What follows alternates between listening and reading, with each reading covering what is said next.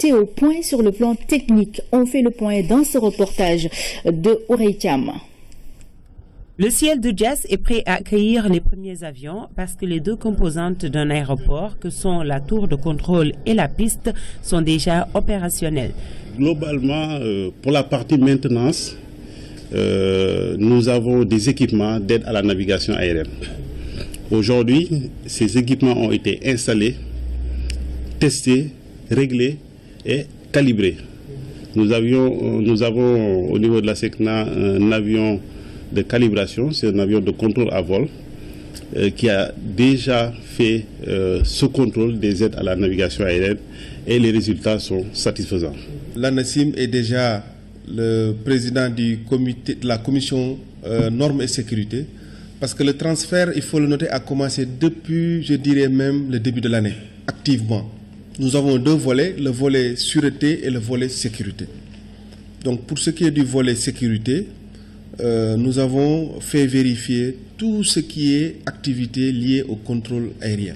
Nous nous sommes assurés également que les procédures, les aides à la navigation qui permettent aux avions de pouvoir venir, d'être calibrées.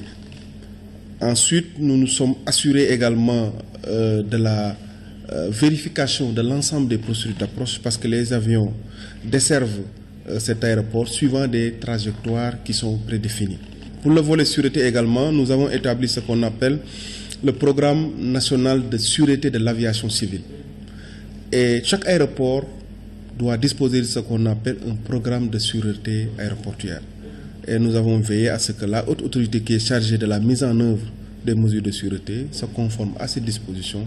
Nous avons procédé à la validation également de ce PSA qu'on appelle programme sûreté. Le stress est encore perceptible chez les techniciens, mais ils demeurent tout de même confiants face au rendez-vous du 7 décembre parce que le cœur de l'aéroport bat déjà dans cette salle des machines où sont connectées toutes les machines de l'aéroport. Exactement. Donc la salle là ici représente, comme vous l'avez si bien dit, le cœur même de l'aéroport. Pourquoi? Parce que tout se retrouve supervisé ici. C'est-à-dire la tour de contrôle et les différentes positions utilisateurs d'utilisation d'exploitation sont supervisées ici par la maintenance. Donc nous avons ici nos systèmes ici qui nous permettent par exemple de prévenir les pannes à l'avance, de pouvoir orienter les opérations d'exploitation au niveau de toutes les positions d'exploitation. Donc là, ici aussi bien, nous avons les équipements météorologiques, ici les PC de supervision des équipements météorologiques, les équipements ATS, etc. Les travaux sont en cours et ça avance, je veux dire, positivement, dans le sens que nous voulons. Et nous espérons peut-être que d'ici les jours à venir, il est très difficile en technique de dire que ce sera prêt à 100% d'ici le 7, mais nous avançons vraiment dans le sens où nous voulons, étant donné qu'il n'y a aucun blocage. La dernière ligne droite est ainsi enclenchée et c'est au millimètre près que les détails sont gérés.